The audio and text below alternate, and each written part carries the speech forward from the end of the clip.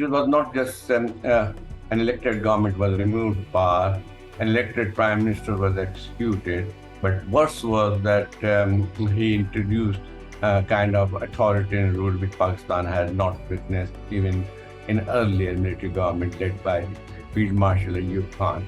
He changed the whole course of Pakistan. He became the Pakistan which was supposed to be a moderate Muslim country.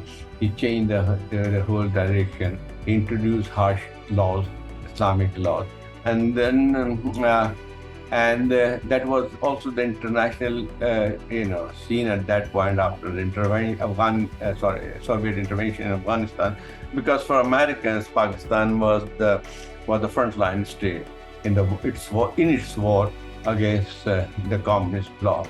So Ziaul became the main ally of the United States in the war against the Soviet Union. And that also provided him some space, General Ziaul's space. And then he also introduced Islamic law. And at that point, the international community supported that law because that was a different era altogether. And for Americans and for the Western Bloc, it was the Soviet Union which was the main enemy. And Islam was used even by the United States and other Western power to mobilize support for what they describe as jihad in Afghanistan. All the human rights were suppressed. That was the period when journalists went through harsh censorship. There was one period when the military government introduced pre-censorship. It means that the newspaper, before going to the printing press, were supposed to send the paper to the information department. And sometimes what happens, we could see some of the newspaper would have blank spot because that news word used to be, it was censored and was taken out. So that was the kind of censorship the country had at that point. Even journalists were lashed in public.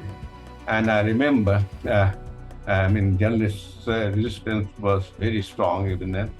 I joined journalism way back in 1983 at the peak of General Ziaul's period. But I remember then even before that, my late wife was also a journalist. She was put in jail for 1 month. And she stayed there, but after a lot of protests, she was house arrested, and my house was declared subject. So at that point, it was kind of what I could see that this kind of authority or ruthless use of state power has never been witnessed in Pakistan before.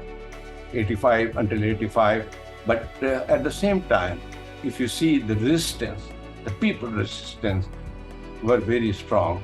In 85, the Mahdi movement started, but it was ruthlessly crushed. I remember I had just joined Harare in 1983. I did a story about Sindh Untold Story. Went to villages.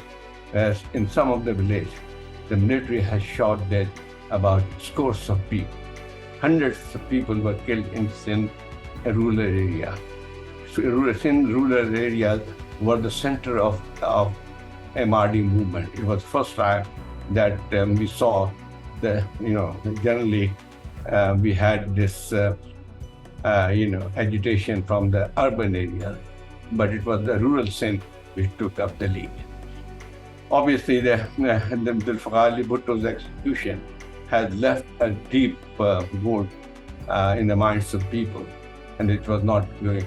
And so, by 1985, the military government, despite all the support from the West and with the backing of the military, it was shaking. So, 1985, it was forced to hold an election, but military government also wanted to keep the political parties, particularly People's Party, out of the electoral race. So they introduced non-party election. But even then, most of the, like People's Party boycotted the election, which Benazir Bhutto later regretted. But nevertheless, almost a large number of People's Party um, violated the party order and took part election as independent candidates, and they swept the election. So in a way, the parliament, which came into being after 1985 election, proved to be the biggest problem for General Ziaul Haq.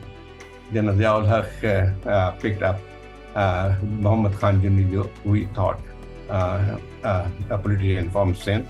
We thought that it will be serve him loyally and will remain subservient.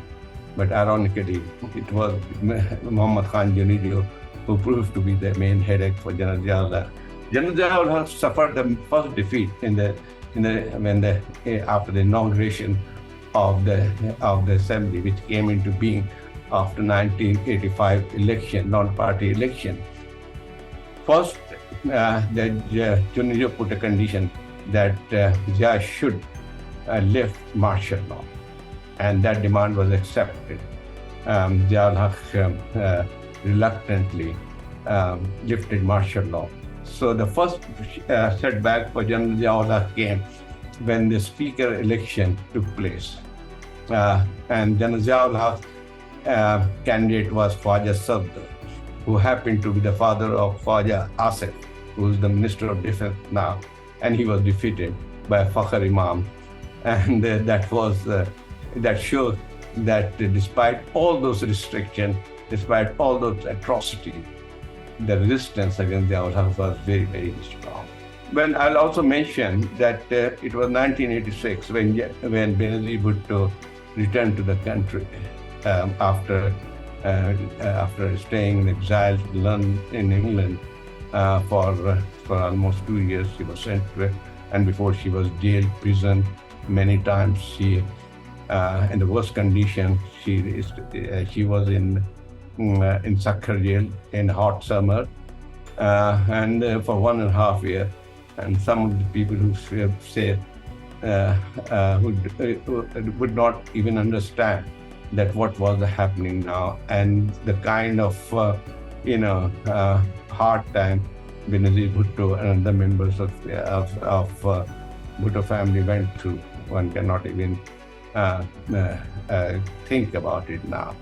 So 1986, when she came, it changed the whole atmosphere.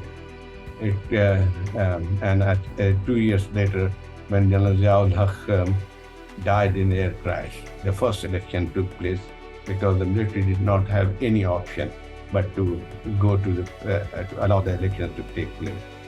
And it was a triumph, and people have taken their revenge. Benazir Bhutto won the elections. He became the prime minister, so that one could say that it was the revenge of the history.